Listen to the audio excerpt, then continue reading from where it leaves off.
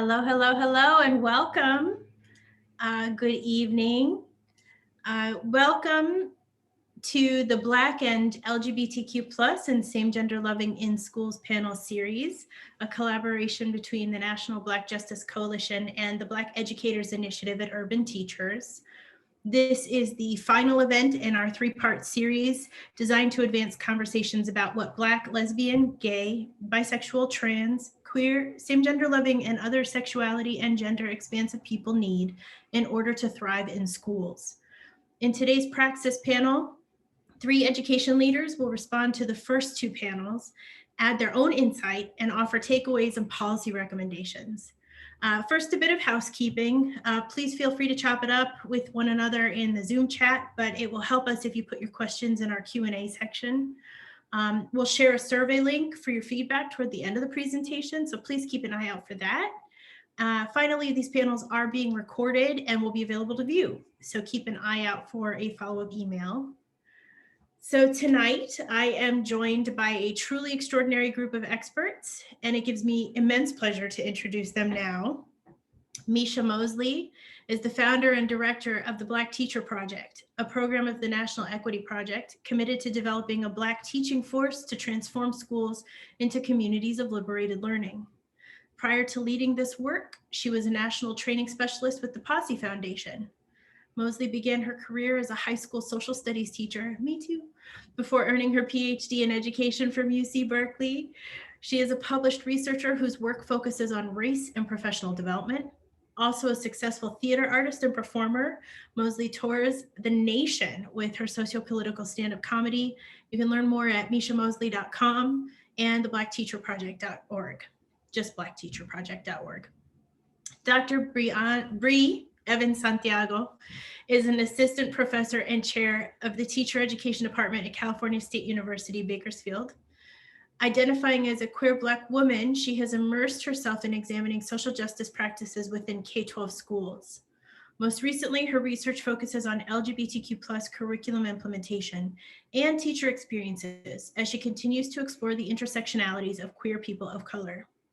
She taught in the PK-8 sector for 15 years before beginning her journey at the collegiate level in 2011. When asked why she does this work, she says, if I can reach a few teachers a year, imagine how many students will experience a safer, more equitable education. That's right. Dr. Evans Santiago recently published the edited volume, Mistakes We Have Made, Implications for Social Justice Educators. Go check it out. And finally, Timon West is an old friend, an educator, multidiscipline performance artist, author, hip hop recording artist, poet, activist, and youth advocate, who is a graduate of Duke University, the New School for Social Research, and Stanford University. West has worked as an educator and activist in K-12 public schools and at the post-secondary level, teaching and serving as department chair in Oakland and DC. And also teaching at Eugene Lang College of the New School, Stanford University, State University, Humboldt, and Houston Community College. Beyond his youth advocacy and work as a public intellectual, he continues to lead in education spaces in Cincinnati as chair of Chase Elementary's local school decision-making committee, LSDMC, that's a mouthful, board member of Wordplay, Cincy, School Board School, and Cincinnati Black Pride. Initiated to his own AIDS diagnosis in 1999 and resilience thereafter, Timon has engaged in a myriad of efforts beyond schools, advocating for HIV and AIDS awareness and education, including his leadership at AIDS Atlanta, St. Hope Foundation's Fusion Center in Houston, Texas, and as Director of Youth Services at Chicago Center in Halstead. In 2014, Timon's desire to have a broader impact on LGBTQIA and Two-Spirit plus youth and young adults brought him to Teach for America to lead its newly launched LGBTQ plus community initiative, working nationally to advance safer and braver classrooms for LGBTQ plus students and their educators. Wow, so this is such a treat for me because y'all are my friends. I adore you, I admire you. I am feeling so privileged to be here with you all. This audience is in for such a treat now and whoever watches the video later. I'm Dr. Kia Darling-Hammond. I'm the Director of Education Programs and Research, obviously a little overwhelmed.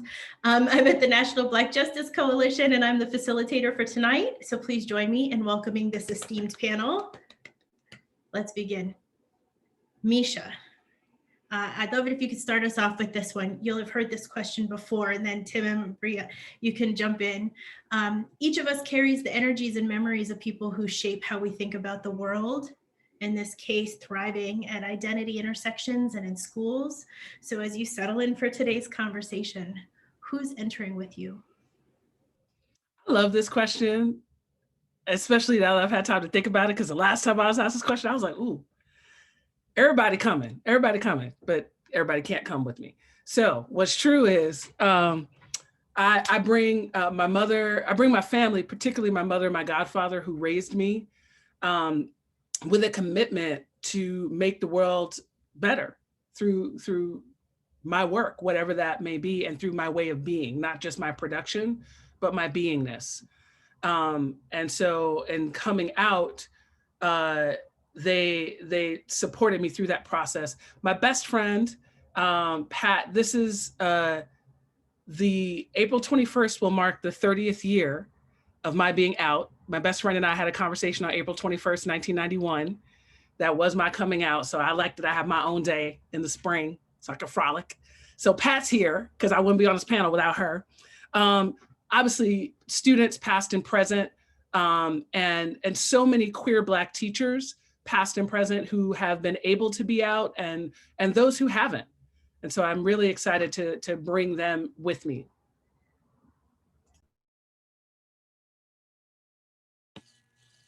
I guess, do I just jump right in after Misha?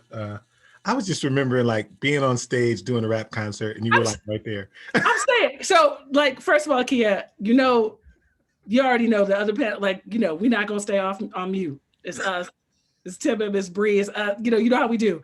So Tim and I know each other as artists. So this is such a treat to be able to bring in the education flow and bring our full selves. I mean, that's what it is, Tim, right? Like it's bringing all of who we are, so. Exactly. Yeah. And it's interesting because, my own journey is that I fell into teaching, falling short, I shouldn't say falling short, deciding not to finish a PhD program at Stanford.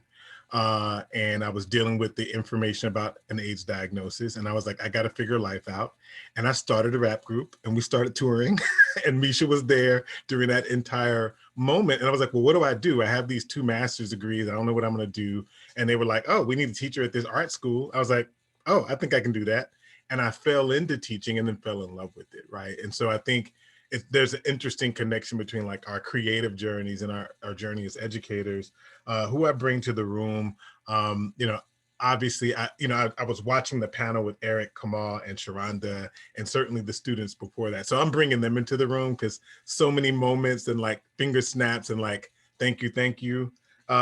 I'm bringing rural Black LGBTQ students into the space. I'm a Cincinnati native, but I grew up in rural Arkansas, near where my mother grew up, and my dad's from Harlan County, Kentucky. There are Black people in Appalachia, right? Like we don't talk about that. It's not all white people, and so it's really important for me to bring those voices in because my coming out experience and my coming into who I was happened in rural context. And I think those voices and those narratives are sometimes forgotten and they're not talked about. And that those are spaces where there is like rich, queer, Black history and community that we haven't found ways to recognize because it doesn't look urban, right? So I bring those voices into the room. And then finally, I think to echo something that Misha said is that, I think about those educators who could not be out, for reasons of Black respectability politics and all that goes on, and that, there's a burden that comes with that, right? I think about the privileges where I've gotten to show up fully and how that informed and impacted my teaching and the joy that I brought. And I can only imagine having to push that down constantly. And the physical manifestation of that in the body, right? That like our teachers, when they are not able to do that, that it does impact who they are and their health. And so my thoughts are with them, not only those that have gone before us, but those that are currently in those situations where they make that sacrifice so they can still show up and be present. Hi, everyone. Good evening. I'm honored. Thank you very much, Tim, for mentioning the panelists from before because they were on my list. And so I appreciate that. And I wanted to start by bringing in some ancestors, my great grandmothers on both sides, both passed in their 90s, and Esker D. Journay, Esker D, helped us to learn. We still say, but you're a Journay, to learn to be a strong Black woman and to fight, right? And to live and to breathe and to move on regardless of circumstances. She actually was married to a white man who left her and moved to Oakland away because they could not be together at that time, you know, a long time ago. And so I think about that. I think about Essie Davis from North Carolina, my Cherokee and Black great grandmother, who traveled across the country, eventually through different states, and made her way to California, where we all grew up. And she never told us her story. But I know that she paid and paved the way for me, and I appreciate her and her journey, whatever that may have been. I also bring in my mother, Lynn Ramsey, a lung cancer survivor of 5 years. Very proud to have her in my life, and someone who has always let me be who I am, and I appreciate that. Also my father, it took him longer, 10 years to accept my sexual identity, 10 years. But in the midst of that, he was able to see his daughter marry the person that she loved, and he was able to be a part of that journey, and is still a huge part of my life. And I'm so grateful to have a Black man as a leader in my family, to have my first love help me see and understand what that can look like for whatever else may be as I move forward. I also want to thank and bring in my students. I'm a co-advisor for an LGBTQ plus network club on campus. And those are my hearts, my babies. I remember calling Kia, 2 years now, 2 or 3 years. And I said, I want to do this, but I also want to do this. And how do I do this? I want to help these youth. And I couldn't let it go. So I'm still sharing and doing all the things, but I still have my babies by my side, and I love them so much, and they've taught me so much. So I can't, be here without acknowledging them. And then last, I want to acknowledge my spouse, my love, my handsome boo. We've been together for 13 years, and through that journey, I've been a part of his transition, and our identities have evolved, and we've been able to grow together. And I'm so honored that we've been a part of that journey together, and that it's pushed me to learn more and more about our LGBTQ plus community. And so I'm very grateful for that. So those are the people that I bring into the room today. You have folks like Sam and Nikki and Satara and stuff like that, who clearly are like, we want this to Hey, thank you. Our executive director has joined us, David. Nice to see you. It is such an honor to hear about who enters with you, to hear about ancestors, to hear about loved ones, to hear about students, especially in a conversation about education and other teachers. And so thank you so much for sharing that and honoring folks. This next question is a multi-part question, and I'd like to start us off with Timim. If you don't mind, I can ask you to get us started, and then please jump in, Misha. As you said, just be real, be natural. So when you think across the student and practitioner reflections from the first two panels, there's really a question here about key takeaways from the students in relationship to what they need to thrive, from the educators in terms of what they need to thrive, adding your own perspective, right, as an educator and a former student. And then ultimately, really, it's just what are some of the big ideas around learning, education, and schooling as they intersect with being Black and LGBTQ plus and same gender loving. So students, educators, whole terrain.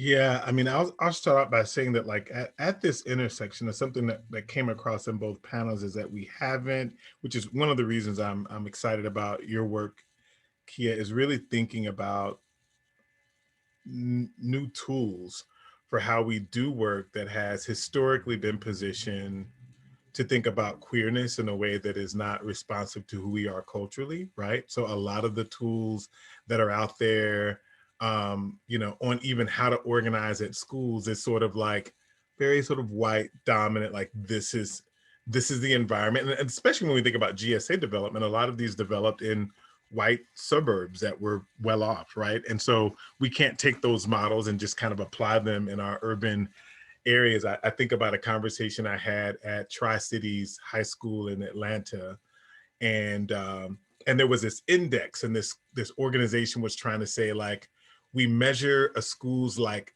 viability and comfort for LGBTQ students by whether or not they have a GSA. And this kid says to me, he's like, we don't need a GSA. We got 3 lunch tables, right? These students had self-organized. They hung out at lunch. They kikied. They did all the things that they needed to do to be supportive to each other. And sometimes it's our lack of capacity and courage to see how it shows up differently for our babies. I think one of the things that was mentioned in the last panel is that like our kids know what they need, our students know what they need, and they will find ways, even outside of our own limited lines of sight, to kind of see how they show up and are present for each other. So that's one takeaway. I loved what Sharonda said about like, even when I'm in Black space, right, doesn't mean that I'm in safe space. And I think we have to call our Black educational institutions to task. Right before I came to TFA, there was right when I was in the interview process, there was a United Way summit in Chicago, this huge education summit on like Black youth in Chicago. And I went to this summit working as director of youth services at Center on Halstead. I went for 3 days and there was not one panel, one conversation, one speaker that talked about LGBTQ youth. And imagine seeing 300 youth a week in your youth center, all coming from schools in the after school program, like traumatized, bruised, battered. And like, you go to this thing hoping, okay, I'm gonna go get some professional development. And like the invisibility of that in Black space was offensive and appalling and violent to me. And that moment really sharpened and led like my decision to join an organization that is still reckoning with itself around its identity as Teach for America. But I said, you know what? I have access to people and resources and tools to make some systemic impact, right? Because I can put Band-Aids on an individual trans Black girl's experience in her school and how difficult that is for her. But she's gonna come back next month when somebody else does something else violent or when someone else misgenders her, right? And so I think that systems approach to looking at the larger issues and to also, like, I have a higher standard. Misha knows this about me. I have a higher standard for Black people. I do. Sorry. We should have the most inclusive schools. We should have the most accepting schools. We should have the schools where like the Black trans kids just thrive and are happy. And like, I want that for our schools first, because I have a higher bar because of all that we've gone through as a people. I feel should push our empathy to create these spaces where all of our children, as David John says, our babies can show up and just shine, right? And shine and show out, right? And that's what I want. And so that's what I'm bringing. Like, how do we find tools that when people are talking about culturally responsive pedagogy and being Blackity Black and proud, like, I want to know that like our LGBTQ kids are showing up in that Blackness, right? I think about personally finding out that James Baldwin was queer in college. And I'm like, hold on, we were reading him in high school. Did nobody tell me? And then like, it wasn't until grad school that I found out about Bayard Rustin and Lorraine Hansberry. And I'm just sitting here like little things that could have magically shifted how I thought about myself, how I showed up in the world. And it just took the courage of someone to speak that. And so we have these tools, And I just I want to push people in Black spaces and Black schools. How can our Black schools be the most inclusive, right? And then how can in our queer spaces, how can we think about and make sure that people are challenging anti-Blackness and challenging white dominant cultural norms, and even like the way we do things, right? Even in processes and procedures. So those are things that are top of mind for me right now in terms of intersectionality.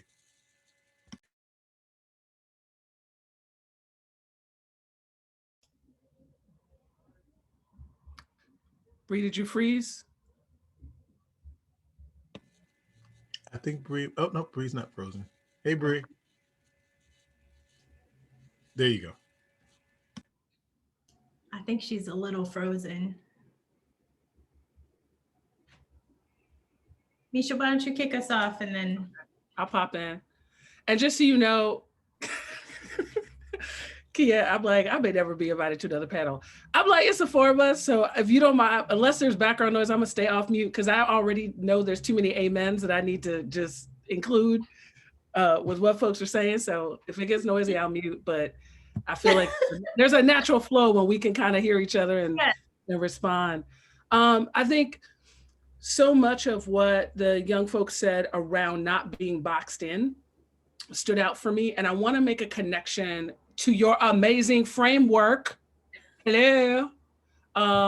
It's pretty awesome.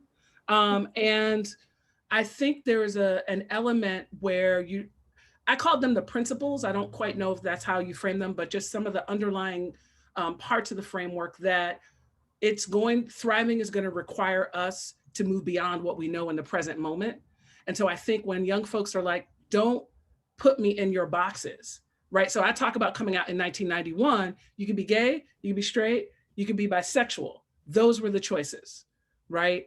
And being bisexual was like a whole other, and I think Sharonda spoke to that. Folks still did not over. Folks still like, I don't understand. Like, really? But I feel like that was a key part that to me, in terms of thriving, it requires a humility on the part of adults to listen and know that our constructs, while they may have been cutting edge for us, are not cutting edge for the young folks that we serve, and that we need to learn from them. And I think part of that is about moving beyond what I see as some heteronormative ways that we've adopted. I feel like there's a way that the marriage equality movement, some of the movements that have been attached to LGBTQ issues have been about quote unquote normalizing us. I'm like, so we trying to be queer or we trying to be normal? Because queer means not normal. Like, what we trying to do, right? And I feel like young folks are like, nah, none of it. And so they're pushing us on that. I also heard a piece about us being gatekeepers and what it means to actually open the gates and clear the path for them to discover who they are. So young folks really asking, you do have a role. The role is to make the conditions, for me to develop as a human being. So not only, I'm gonna learn your content, that's cute, I could probably Google it, but I'm gonna learn it. But really, as my teacher, as an educator, you're creating conditions for me to learn not only the material, but to learn about myself. I think so from the practitioner panel, and this resonates with me, I rearranged my whole job description so that I could teach, because I was like, what I can't do, love adults, can't do it the whole time. What really stood out for me was the practitioners wanting to be directly connected with youth. And so for those of us who work on behalf of youth and families, how often do we get to build relationships? Not just a flyby once or a few times a year, but actually build some ongoing relationships. And then the continual learning was another piece I heard around the learning, that balance between identity and justice, right? And so like, how do we continue to learn how to be our full selves and to heal from some of our wounds, but then also learn how to bring justice into the classroom. So I heard from young people also that adults need to heal from their trauma and stop trying to heal through them. Because they were real clear. They're like, listen, you go do what you need to do, but I am not your science experiment. I am not your do-over for your childhood. So don't put your stuff on me. And so I would say for myself, one of the things, when I thought about this question, what was really important to me, when I think about what I need to thrive, I don't think about needs just in terms of lack. I think about what am I grateful for? And some of my needs are being met, but they still are needs, right? Because if they weren't there, it would be really problematic. So I think about what resonated in terms of being connected with young folks, in terms of having the autonomy to grow both personally and professionally, knowing that teaching and learning is very, very personal. And then I think this idea of being able to explore the diversity of Blackness in ways that challenge me. And so, and part of what that looks like is a diversity of viewpoint. I stay in my progressive bubble.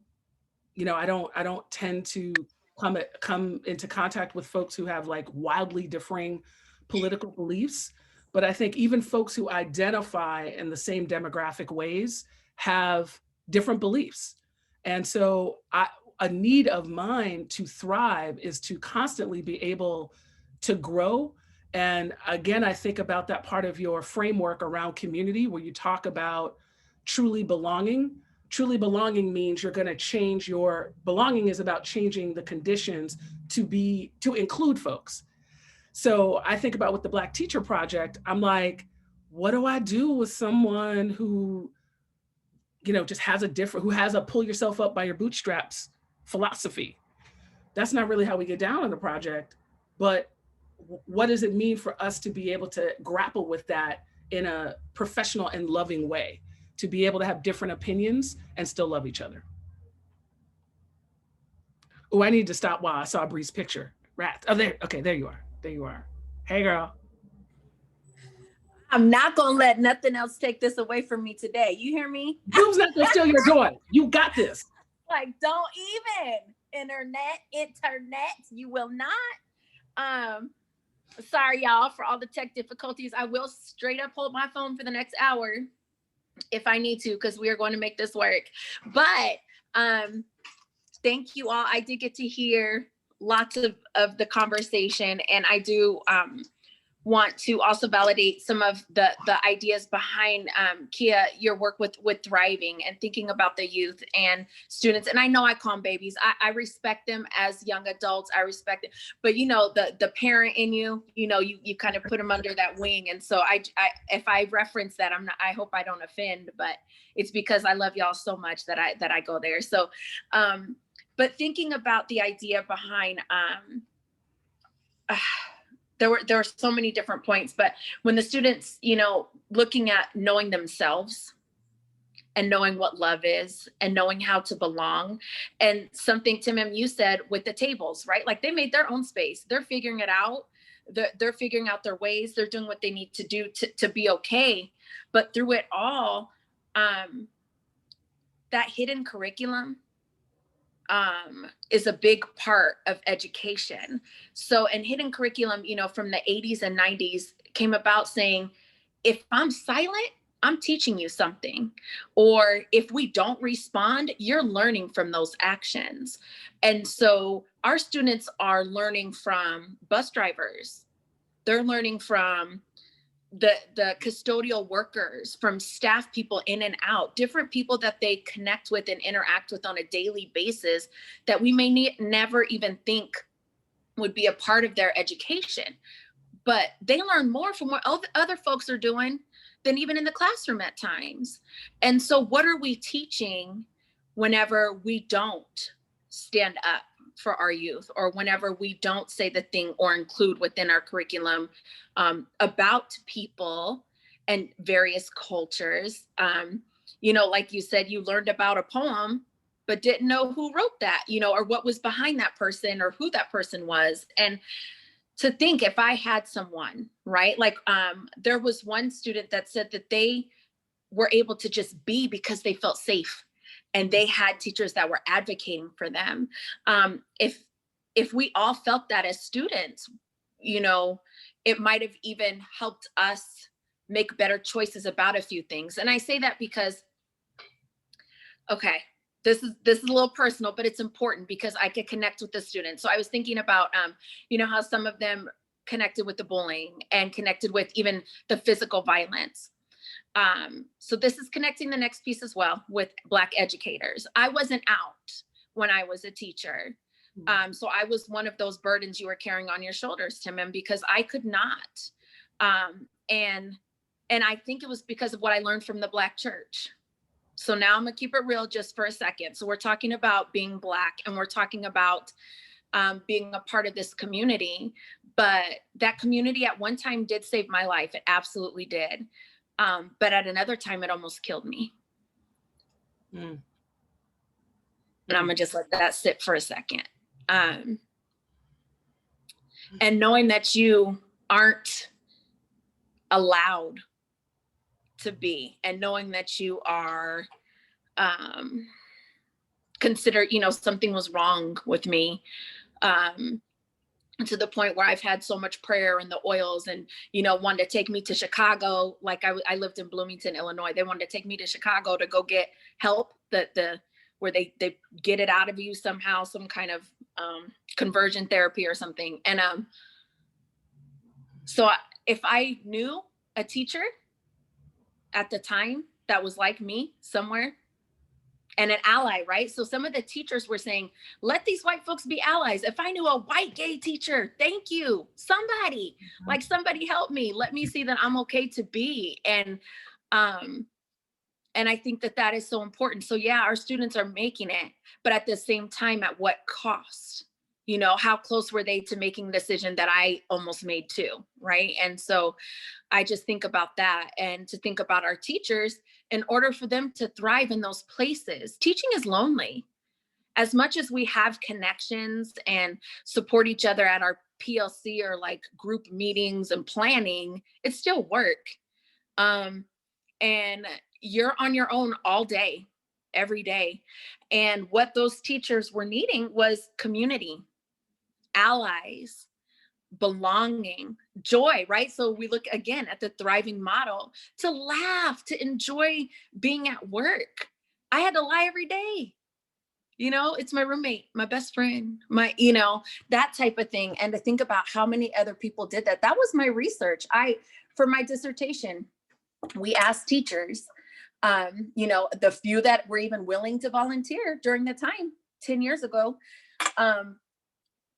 you know, does your cultural background influence your decision to be out in school settings? And most of them were not. They were not out, or it wasn't because of their background or support that they were. And so that's just, it's powerful. And it's important for us to realize that even today, there are steps that we need to take to be able to ensure that not just our students, but our teachers are also safe. But again, I also challenge our Black brothers and sisters, our community. We need you as allies too. We really do. And I can't say that enough, because I was put in a position to have to choose. I had to choose between my two identities, but guess what? When I'm on the streets, I'm still Black, but I couldn't be a part of that community anymore. And that was a hard space to be in. And it took me a long time, my academia level learning or what have you, to be able to understand intersectionalities, to even understand that in the first place, and to thrive in both places.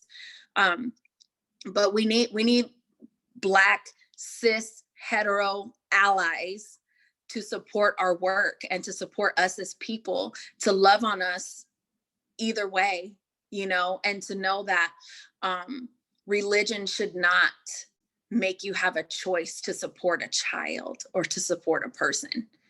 And I think that, you know, and I bring up religion because I think that's a big part of our Black culture. And I love one of the students said, you know, they brought their church with them. Thank you, whatever church you went to. Thank you for loving on that baby and letting that person feel alive and okay and safe. But that isn't everywhere. And so for me, I think that that's a space that we can work on and work through as well. So, okay, I'll stop.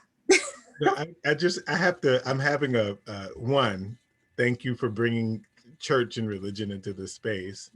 I'm a PK for people that don't know. I'm a preacher's kid. So so much of what you said resonated with me. But I'm also thinking about this moment at the Center on Halstead when I was working with the kids asked me if they could do gospel Vogue. And I was like, what do you mean? And I had this very sort of like, oh, you know, the Black church has been traumatizing for our babies and our kids. Like, you know, I'm not about and they were in there, you know, give him the praise his holy name, bow. And they were like working the dance floor. And I was like, that is like magical, right? Like these very institutions that push some of these kids out and marginalize them, and their ability to maintain a space of faith and to remix literally, right, in a context that they could celebrate and find joy in that was just, for me, is like, oh, and I think that was one of the reminders that I had a lot of healing to do, like a lot of church hurt with me, that I had sort of like, oh, I can't even have that conversation. And I think what you brought to the space, Bree, was this conversation about, you know, we may want an agnostic environment where we can talk about these issues without the Black church, but we know Jesus and Black Jesus is all up and through Black schools and Black education. Yeah. We know that the principal in Alabama is also the deacon, is also, you know, we know, like, let's stop acting like Islam. As is Islam. Yes. So we got to have that conversation. We got to have that conversation. And, you know, and can we create some norms and some ethics that are about like how how the love of whatever you serve like propels us to take care of our folk, period. Like, you know, and I think that's possible, but we can't get there if we're afraid to have conversations about faith, if we're afraid to examine and deconstruct the relationship between respectability politics and our ability to show up in spaces as who we are. And I think, you know, that reminds me of just the foundations of this country and this false separation of church and state, and how, you know, I was listening to, speaking of remixes, like my pastor was talking about New Thought, which is a spirituality that I practice relative to Blackness, and how folks were just like, there was this sort of like separation. And one of the concepts is about being present now, be here now, right? And there was a white theorist who was saying, you know, this is harmful for Black folks because if you see the lights from the police in the back, you can't be here now. All the trauma from your ancestors come back. And my pastor was like, one, don't speak for Black people. Two, if you think we don't figure out how to get present in the moment, you're missing it, right? Like you don't know, like, yes, it's a both and, right? Like exactly what you're saying, Timon, right? Like, yes, we are bringing our ancestors hurt, but we are also very present. That is how we have survived. Faith, in whatever form it comes, is part of how we've survived and thrived. And so I feel like one of the opportunities we have is to remix this notion of this false separation. Dr. Jamie Washington, who is a powerful, powerful leader, talks about, you know, he's like, when I say faith, when I say God, he's like, whatever grounds you. I'm not telling you what to believe, but something grounds you. And whatever that is, when I say God, I want you to think of that. And let's carry on. And so I just appreciate this conversation because I feel like part of the stripping of our humanity that has happened with white supremacy and dominant culture is seeing ourselves as humans separate from faith, even folks who may not practice a particular religion. Like there is something that grounds you. And so how do you bring that into this?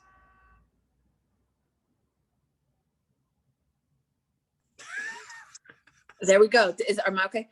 I actually had a thing against church for a while until I began to learn more and more about Black culture and identity. And now I'm talking about my ancestors and thinking about how the church was a place where they would communicate, where they would make plans, where they would figure out who was escaping next, where they would, you know, go and hold each other and pray for each other, where they learned how to read. And for so long, when I would hear the word church later, I would say, ugh. But now thinking about what it has done for my great grandmother and what it has done for our Black ancestors to even be at this place where we are now, like there isn't a space without that. And so, yeah, I don't know the religion or care about that part, but knowing that there was a safe house where people can come together, congregate, and talk and use whatever faith is needed to be able to get through and to be okay. Absolutely, Misha. I believe and support that for sure. Thank you. Thank you. You got us started. Key, I know you have more questions because you know we're just gonna keep talking. So we're gonna try to cooperate and give pause. Okay, thank you. Okay, well, I only have one question left, and it has to do with taking this beautiful, vibrant, deep sort of knowledge and observation and trying to translate it into what could become policy, what could be articulated. I mean, we keep talking about white supremacy and white dominant culture. We have this way that we have to navigate these structures and institutions that exist. So do y'all have thoughts about how we turn this into something practicable inside these institutions? I have a quick thought about that. And one of them is that, you know, yes, to a secretary of education that can begin to unrescind some of the stuff that got rescinded, that was like making an effort to create safer and inclusive spaces for, you know, when people say, oh, it doesn't matter who you vote for. Well, actually, you know, I mean, the policies around over disciplining of Black boys and Black girls, which translates into Black trans and queer kids as well, is one of those things that got rescinded when 45 took office, right? That we had, Kia, you and I met at what? The White House Initiative to Support African American LGBTQ Youth. Like, we were dancing to Beyonce up in the White House. Yes, right? Like this was an actual thing, like queer and trans presence in that space. And that was one, as an educator, that was a highlight of my education career, to feel that affirmed and to see our kids in there just like, I belong here, right? And the weight of that, and you remember this too, and I know David does, like it was a day or two after we were in the White House celebrating and dancing that Pulse happened. Like literally, like we were there on Friday, and we woke up on Sunday still at the conference, and boom. And just sort of the thing of like how our communities come together in celebration through dance and through music, and how that's part of our healing space. And that both of those things were happening for us in both of those spaces was just like so heavy for us. And then the burden of the next 4 years that would sort of erase and obliterate those opportunities. So I think, yes, now is the moment of accountability. Like these policies and guidance have now, that were rescinded, have been reinstated. But what does that mean for leveraging those in schools to say, well, you know what, this is like federal policy, right? Which for a lot of our Black educators who are, the number of Black gay principals I know that are not out, are not able to be out, or who fear being out, because we still have an issue in the Black community around masculinity, ephimophobia. I know this because I show up in the world as a masculine, sometimes perceived cis straight dude until I open my mouth. And I know that people are sometimes even vocally okay with me because of how I show up in the world, but they want to treat my brother who does not show up in the way that I do, and who comes in with his magic and his hands and gestures and voice, and can still teach the hell out of these kids as well as anybody else, right? So we have some respectability stuff around like strong Black men and strong Black teachers in schools and classrooms, and strong Black school leaders that we really need to interrogate. What does strength look like in a queer body? What does strength look like in a trans body? And how can that strength actually open up and widen the kind of liberation that we need our kids to be able to experience, right? And so I think some of that is challenging. I will give an anecdote. One of my good friends and a strong ally, Elena Bell, who's a principal in DC, we were on a panel together. And two things that I appreciate about her. she was like, I didn't do the right stuff. Like, I was in a position to lead schools, and because of my stuff and what I didn't know, I probably did a lot of harm. So one, I think there's some atonement. And I love that Sharonda did that on the call, right? That even as Black, queer, and trans folk, I know I had a student tell me, Mr. West, you know, you're more comfortable with the straight Black boys than the gay Black boys. And I had to interrogate my own fear of closeness and proximity to Black queer boys because of predatory mythologies around Black men touching Black boys and all that. And so I realized that I had been more hands off with them, I thought for my own protection, but I was depriving those boys of the same affection, love, and care that I gave my straight boys, right? And I had to be called in about that. And I had to reckon and wrestle with my own internalized stuff to say, you know what? All my kids get the same me, right? And that I can't continue to show up in a way that is apologetic, right? Because that's how I was showing up. It's like, I'm Black, I'm queer, but I'm not that. But I don't touch kids, but I don't love on kids too much. Now, I'm not that kind of person. And I realized that there are narratives that have existed in Black space. Like, let's talk about Black principals and school leaders that have told folk, don't bring that stuff here. No, that's what you do in your private space. And then the next sentence will mention their wife or their husband, right? So we have to challenge the kind of cis heteronormativity that exists while queer and trans people are constantly asked to silence and not show up. And we need to do that for a reason. Our Black, queer, and trans kids are watching us as the educators hold that stuff and not show up and not be bold and proud and who we are. And so if there's any education they're getting, it's through our example. One of the things I like about Elena Bell's journey is she said, you know what? Now that I learned and I'm working and striving to do better in my learning journey, I hire differently. When I think about who I'm hiring in my school, is this kid reflected? Is that kid reflected? You know, will this kid have someone in the space and in the building that they can look out to? And I love that someone said earlier, that from the bus driver to the custodian to the person serving you in the cafeteria, right? It's really about this village that is inclusive, that kind of Black amazing inclusivity that I want to see in our spaces. That's how I saw Wakanda. Like in my mind, Wakanda was like, everybody was there. We was all good, right? And I choose to have that imagination and bring that to it. But I think, but we do have to challenge and call in some people that have made it okay to think that like embracing the whole of who we are is somehow a distraction, right? Or is somehow doing damage as opposed to liberating us all.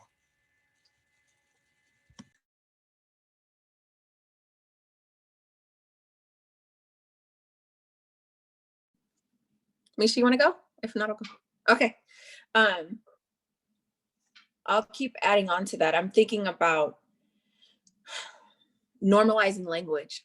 That's connecting with what you're saying. So, and I'm taking this to the academia level for a second, but it's also within schools. If you hear language often, if you are a part of this conversation of every day, when you say my husband, wife, what does that mean? What have you? That's normalized. What are other words that need to be normalized? Anti-racist needs to be normalized, right? Heteronormativity. But even, you know, I'm thinking these big areas, but at the same time, just normalizing language. So when I go and teach and I bring up that there is a queer author and I bring up that there is a queer singer and actress or what have you, bringing pop culture in and just helping us learn about history and art or what have you. And I'm the only person in the school that brings up that there is a queer person that's contributed to our history. I'm the bad one now. This queer woman has an agenda and she is preaching gayness, LGBTQ on me. And that's all she does. Because not only does she put she and her and, you know, is a part of this group and a part of that group, when we're in class, now she's teaching me about LGBT stuff. So there's an agenda behind it. Forget the whole other 16 weeks of class, right? Or the whole other year with your students. But the minute you bring in queerness, because it's not normalized, and because more people, my allies, need to use these words and teach this inclusive curriculum as well, until that happens, then people are out with an agenda, or people are out and they're in the spotlight, you know, just for teaching history, for being inclusive, for helping people see that they aren't the only ones. So that concept, this is that education part with Bishop, when Bishop was talking about mirrors, you know, seeing yourself, and then the windows, looking at others and learning from them. And then also the sliding glass doors, being able to explore the world and what else is out there, right? We're implementing ethnic studies now. That's something that's coming about, thank goodness. But at the same time, ethnic studies talks about what? Ethnicity. So what's still left out? Part of my intersectionality that I'll continue to still teach about. And when I do that, am I the only person in the department? Am I the only person in the school that is going to be inclusive to my babies that don't need to grow up and do the things that I did, right? And so I think it's important for us to continue to think about normalizing language. If your allies, what are words, what are ways, what are books, what are texts that we can implement throughout? Now, specifically for California, anyone in California, we have Senate Bill 48, the California Fair Act. So if we want to talk about policy, we have policy. We have policy. We have something that protects us to be able to help us teach about inclusivity. And that's including everyone. It's not just including LGBTQ plus, but it is written and it is in there. And so if you were to ever take that step, no matter what grade level, to implement something where you're learning to help people see themselves in someone else, you're protected by law. And I think that we need to take a minute to think about that, because we fear that. There was purging, you know, 30 years ago of LGBT or assumed LGBT educators in Florida, purging. And so of course there's a fear, you know, but we need to get beyond that, because we also have protection to this day. But if we continue to not step forward, California was the first state to implement that. But we're still in this space where we're like, should we, shouldn't we? I don't know. Does your school do it? Are you do? How do we? I don't know. District has to get on board. Leadership. That's where it's fallen in, because I need to know if I do this, I'm not going to get fired. I need to know if I do this, you're going to have my back. And that's what it comes down to. So we have to look even above our level. But if we have that law to support us and back us up, then there are things we can do, and we can normalize and we can include curriculum where more people see themselves and can learn about each other. So I love that you talked about that particular policy, and that's where I would say, when I think about the policy connections, that's a great example. I want to connect it to 3 parts of the framework. I'm a little bit into your framework, in case you couldn't figure that out. So this abundance piece, well, because, you know, first of all, I love a good framework. I'm like, help it make sense. Boom, right? So this idea of abundance and resources. So how do we put the resources to go on this piece around community towards social justice, right? So that is an example, putting the resources to pass a law like that, right? With the consciousness of social justice, right? And to not silo these movements, because what we know is that when we think about civil rights, the story has been told relative to race, but throughout there was this play with women's rights, right? This is all undergirding poverty, right? Like, so there's a way that at some point we're gonna need to be able to come to common ground around social justice and put our resources there. And the third thing, when you talked about relief and safety and freedom and healing, what we measure matters. And so I want to see a policy where we are actually mandating healing. Please don't come here, right? Like, in the same way that we give medical benefits, like, I want us to let's just do a check on the mental health benefits. Are you using your wellness days, not sickness days? Wellness days, go get your mind right, because you just yelled at this kid for no reason. You need a day, And we have the resources to cover your class. So you can be well, so they can be well.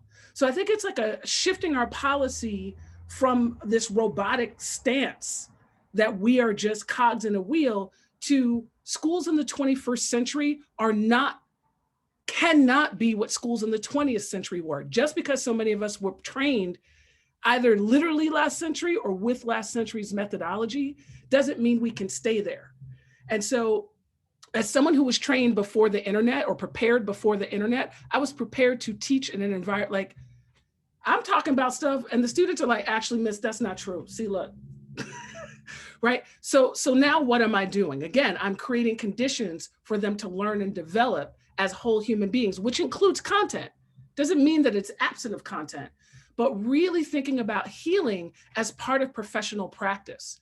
And I believe that when we start funding in those ways, when I hear policy, I hear funding, right? Oh, your school climate survey is below a certain percentage, we taking your funding because the babies and the adults aren't happy. Get yourself together and you can get this funding. It's great that your test scores are up, but the suicide rates are also up. Oh, look, you're getting kids into college, but they can't graduate because you never actually taught them how to navigate hard times, right? Inside of this academic setting or whatever it is. So I believe putting resources towards social justice and toward healing as a way, again, it's not either or, right? People often hear that and say, well, it should be academics. It's a both and. We cannot get to academics in the 21st century without tending to healing. So put your money where your mouth is.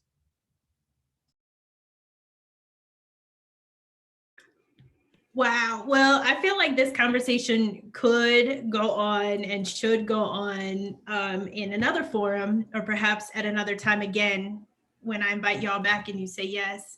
And we're almost at time. And so I want to recap some of the brilliance that y'all shared this evening. As we leave the moment, I'm like, stuttering because I am so overcome by the wisdom and the brilliance and the joy and the promise of this conversation. So the first thing that I want to say is gospel vogue is praxis, right? If you want to heal toxic stress, if you want to engage in true belonging, if you want to do all the things we just talked about wanting to do, gospel vogue is a great place to start. I wanted to point out how deep the ancestral links go for us and for our babies. As people who are sort of viewing this are thinking about what it means to create the space, right? To create the conditions for wholeness. And back to this idea of creating new models or being open to being shown new models that are aligned to the needs of our young people because they know what they need. And we are supposed to open the gates, right? Get out of the way and create the conditions for learning and developing as whole human beings. I love this idea of having the humility to listen. I know that our constructs are not cutting edge for the young people we serve. That hurt a little bit, but that's really real.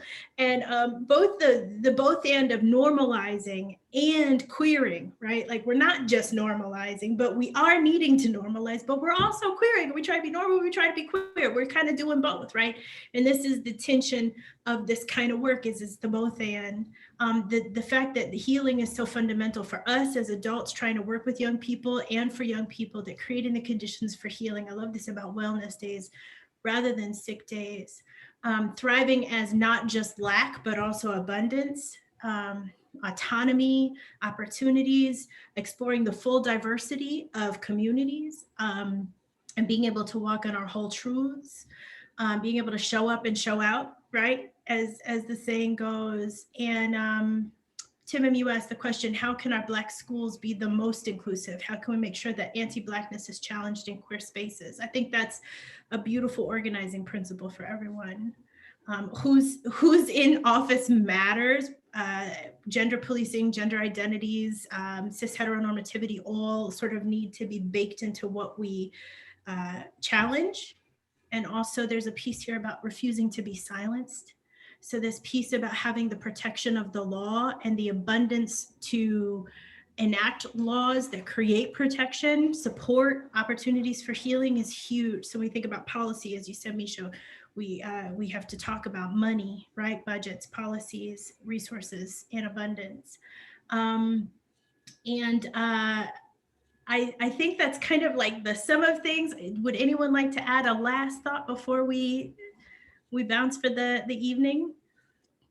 I was going to say something in terms of policy, and I talked about the importance of visibility of Black, queer, and trans people as leaders in schools, school leaders, and that compulsory silence that Black respectability tells us. I was at a Black education conference and literally overheard a Black queer man who because he tried to holler at me at the club the night before, but in this education space, let's be real, right?